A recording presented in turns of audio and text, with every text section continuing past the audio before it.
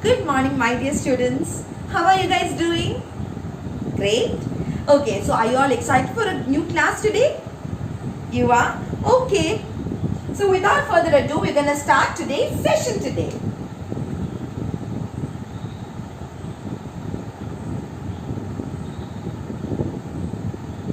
How is weather today, my dear children? It is dark and gloomy. Don't you like dark and gloomy days? You don't? Then could you tell me what kind of days do you like? Yeah, tell me. Yes. You like bright and sunny days. Why do you like bright and sunny days? Because you get to play outside in the nature. Okay. Do you all like nature? You all love nature. Okay, great. Okay, dear children. Do you all know about the various seasons that exist in India? You do? Which is your favorite season? It is the spring season. Why do you like spring season?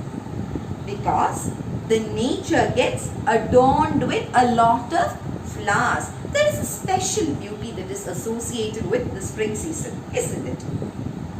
Do you all agree? Okay, dear children. Now, shall we look at a day in the spring season? Would you like to know about it? Okay, so if you want to know about a day in the spring season, which time would you prefer? Would you prefer morning time or night time? You would prefer morning time.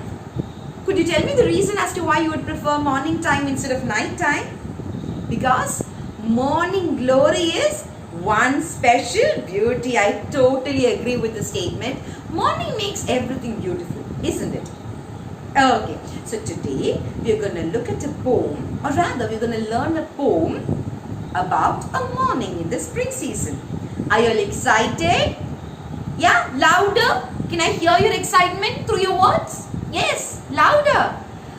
Okay, so before starting with the poem, can I ask you a question? Yes? Okay, so my question is, what makes a poem meaningful? What is that element that adds meaning to a poem? Do you know the answer? Yes, you want to tell me? Ramya, yes, don't turn around. Tell me, my dear. It is the words and the meanings it carries. So, the words in a poem actually enhances, emphasizes and louder and makes it meaningful, correct? So it is the words and the meanings it carries that makes a poem beautiful. Okay, so shall we start? Yes? Okay, so you're gonna have to look at page number 30 in your textbook. Okay, are you ready? Ready? Shall we start? Okay, so we're gonna start the poem. Lines are written in the early spring. So without any further ado, we're going to start the poem. Okay? Lines are written in early spring. I heard 1,000 blended notes. While in a grove, I sat reclined. In that sweet mood when pleasant thoughts bring sad thoughts to the mind.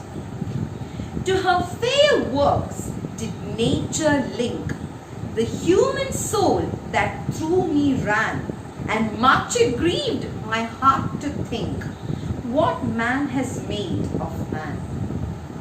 Through primrose tufts in that green bower, the periwinkle trailed its wreaths, and 'tis my faith that every flower enjoys the air it breathes.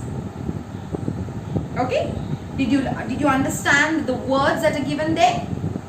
Yeah, did you understand the lines? Do you want to go through it once again? Okay, will you silently read the poem? Okay, dear children, did you like the poem? Yes, you all loved it. Okay, so shall we look at some difficult words now? Okay, there are a couple of unfamiliar words in the poem. So, we're going to look at the meanings of those difficult words. Okay? So, the first word is, can you tell me which is the most difficult word according to you? Tufts. Okay. So, the first word is tufts. Do you know the meaning of the word tufts? It means a bunch. It means a bunch. A bunch, or it can also refer to a cluster. I'm gonna rub the board now. Okay.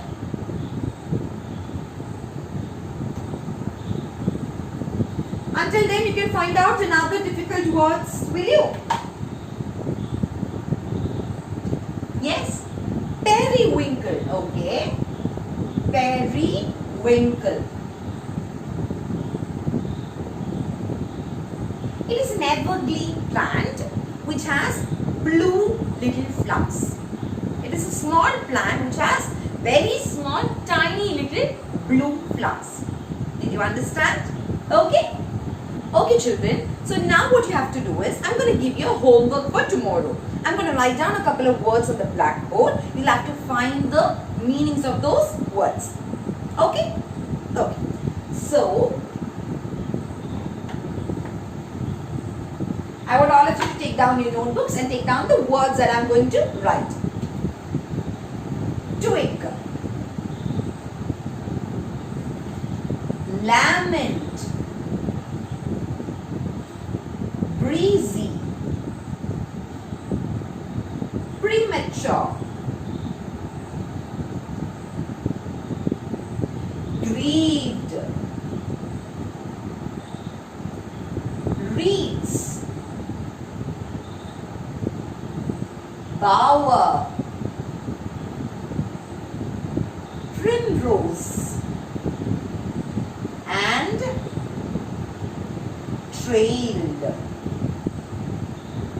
So for tomorrow, what you need to do is, you need to take down all these words, and you have to find out the meanings for all these words.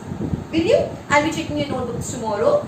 Okay? So that shall be your homework for tomorrow. So today's class, we have already looked at first 3 stanzas of the poem, haven't we? So we have already gotten a gist of what the poem is like, haven't you? So what we're going to do is, we're going to discuss about the poem.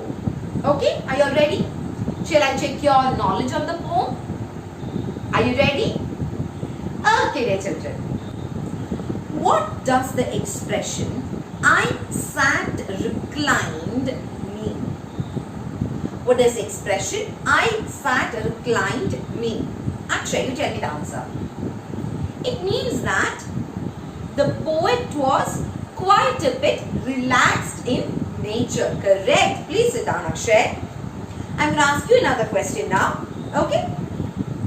How does the poet associate himself with nature? How does the poet associate himself with nature? Let's ask Lavanya. Yes.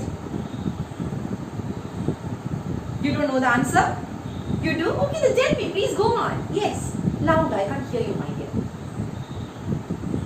The poet feels that he is one with the nature. Correct. Please sit down. Very good, Lavanya. Well done. Let me ask you another question now. What makes the poet think that every flower enjoys its existence? What makes the poet think that every flower in this world enjoys its existence or its presence on the planet Earth? Let's ask Rahul, you tell me. Yes, tell me that. When the flower blooms, it is like smiling. Okay. Naturally, the flower is enjoying its time on earth, though it will not last long, but when it is alive, it enjoys its time, and that is why it opens its petals and gives us a broad smile. Okay, Rahul, please sit down. Very good answer, Rahul. Sit down. Very good. I can see that all of you have understood the poem very well. We shall answer some more questions in the next class. Okay? So until then, it's a wrap. Thank you. Thank you, my dear children.